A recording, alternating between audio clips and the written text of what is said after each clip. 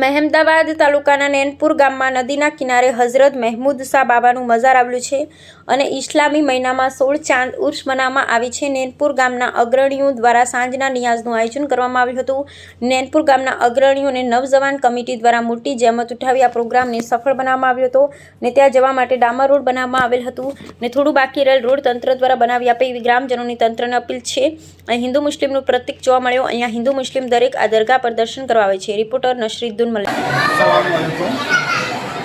ગામ નેનપુર ખેડા જિલ્લા તાલુકા મહેમદાવાદ में નેનપુર ગામ છે અને નેનપુર ગામની અંદર નદીના કિનારે હઝરત મહેમૂદ શાહ બાબા રઝિયલ્લાહુ તાલાનું રોજો છે।